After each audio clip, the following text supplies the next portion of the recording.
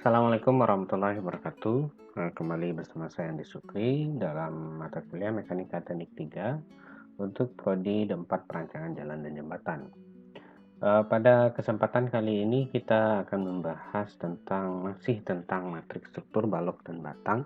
Ini adalah lanjutan yang ketiga, di mana pada hari ini kita khusus membahas seperti apa eh, penerapan dari bidang dua dimensi terhadap suatu balok, ya. Uh, untuk saat ini kita akan membahas terlebih dahulu tentang solusi kuis yang dikerjakan pada minggu lalu, di mana saya memberikan di sini adalah sebuah struktur cantilever dengan memberikan sebuah beban satu satuan di pada ujungnya. Nah, pada dasarnya ini adalah ini hanya satu batang utuh, ya, satu batang utuh, dan ini dan atribut-atribut lainnya itu adalah sebagai membuat suatu kondisi biasa saja. Jadi yang hanya kalian cari adalah pada kondisi 1 dan kondisi 3 saja. Jadi menyederhanakan suatu masalah ini adalah suatu poin penting bagi kalian untuk menyelesaikan suatu masalah. Jadi tidak harus dicari ke setiap titik ini untuk dicari rotasi ataupun lanjutannya. Nah, oleh karena itu, maka bentuknya itu akan cukup seperti ini saja, di mana satu cantilever kemudian diberikan beban P, kemudian di sini adalah bentangnya adalah bentang L totalnya. Jadi tidak perlu bagi kalian untuk mencari ke semua titik.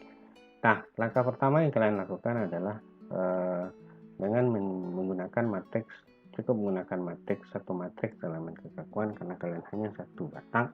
Nah, setelah itu hal yang akan kalian cari adalah VI itu diganti dengan V1, diganti dengan theta 1 diganti dengan theta 1, kemudian VJ itu theta 3, ya, kemudian theta J itu menjadi theta 3. Begitu juga dengan yang lainnya.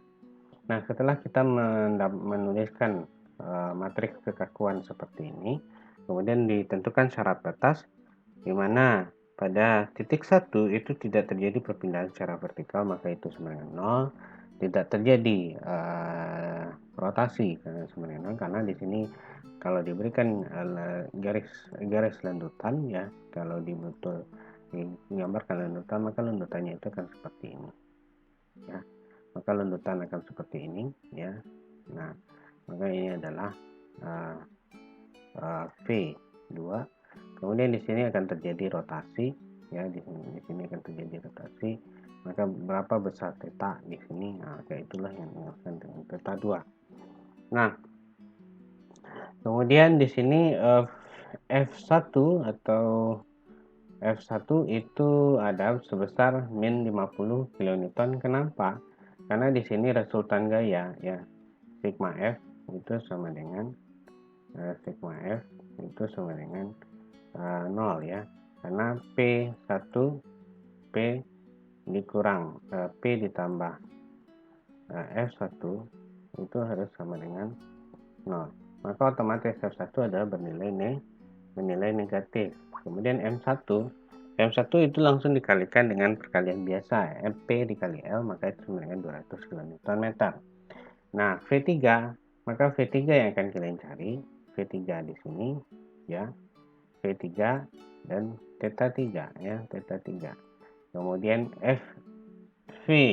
F3 itu sama dengan 50 kN, itu adalah besaran daripada P. Kemudian M3 itu nilainya 0 karena diagram momen pada bidang cantilever pada ujung itu bernilai dengan 0. Nah, setelah syarat batas ini kalian tentukan, maka dimasukkan ke dalam matriksnya.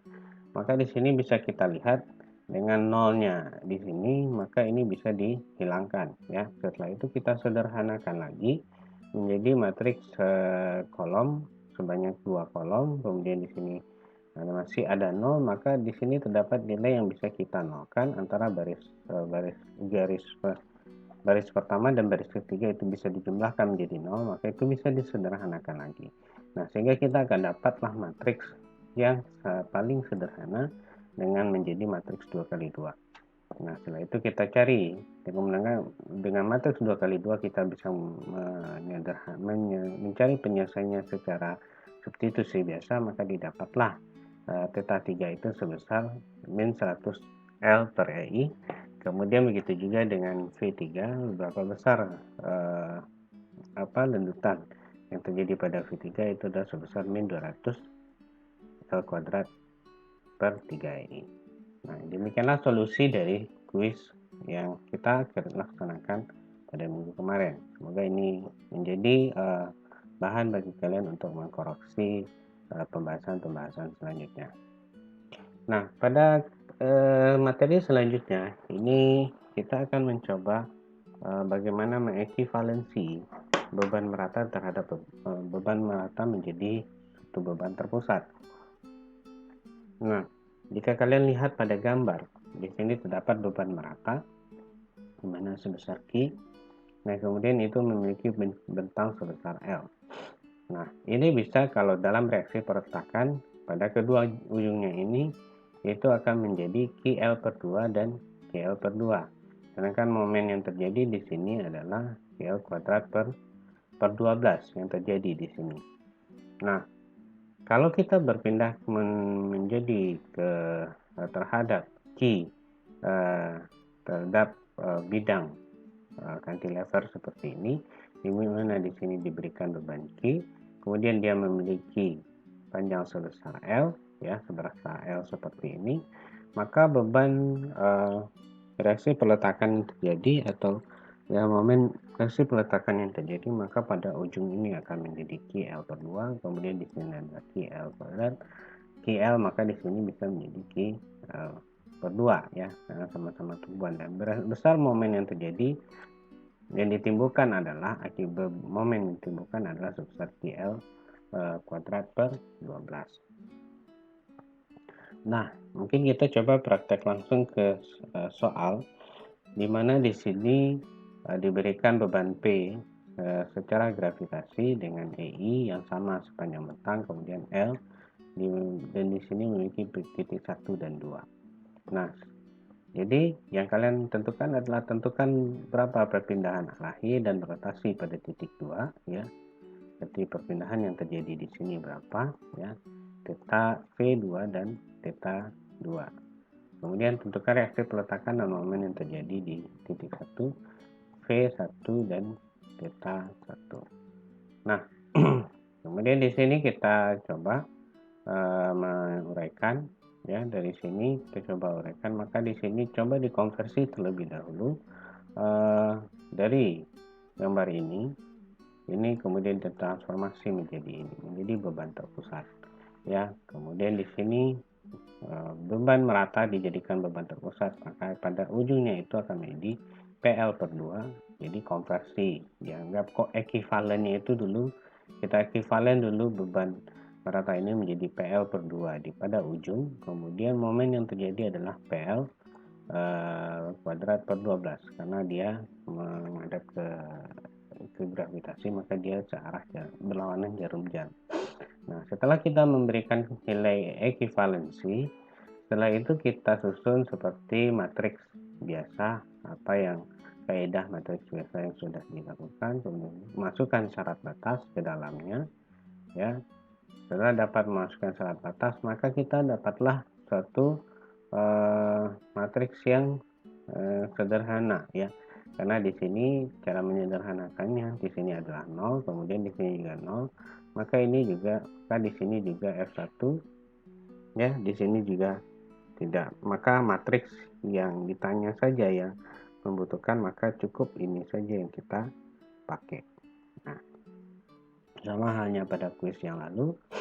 Nah, setelah itu setelah mendapatkan matriks sederhana seperti ini ya, seperti ini, kemudian ini F2Y dan M2 itu diganti. Ini masih dalam ekivalen, ini nilainya masih nilai ekivalen ya, jadi ini bukan nilai akhir.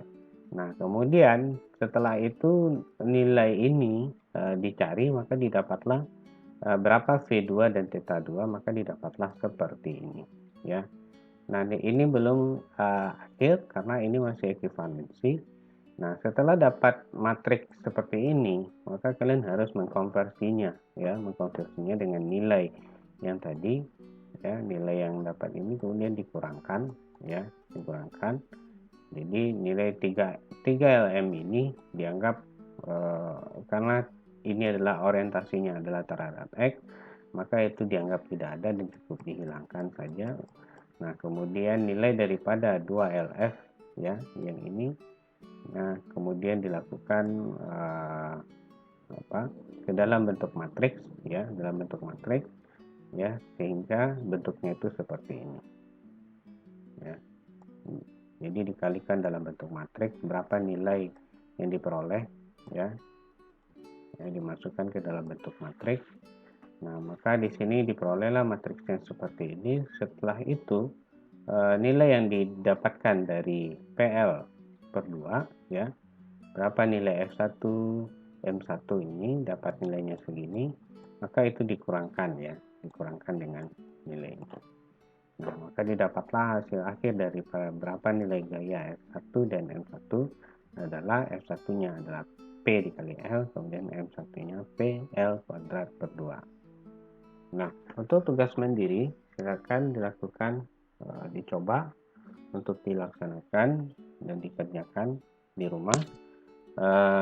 Di mana di sini terdapat bentang, ya, dengan tumpuan pada titik 1 itu adalah jepit, kemudian titik 2 itu adalah sendi, kemudian di titik 3 itu berupa pegas. Nah, pegas ini dianggap sebagai bagian daripada struktur. Nah, itu bagaimana kalian coba untuk mengkoneksikannya.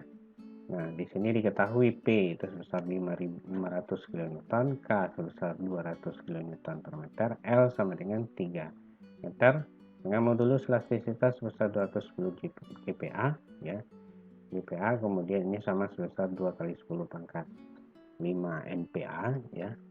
Nah, kemudian yang memiliki inersia sebesar 2 kali 10 pangkat min 4 meter pangkat 4. Tentukan defleksi, ya, berapa lanjutan terjadi, rotasi berapa perputaran sudut yang terjadi, kemudian reaksi perletakan yang terjadi. Demikianlah penjelasan hari ini, semoga bermanfaat. Jika ada pertanyaan silakan ditanyakan melalui grup WhatsApp. Jangan lupa like and share serta subscribe channel YouTube ini. Wabillahi taufiq wal hidayah. Assalamualaikum warahmatullahi wabarakatuh.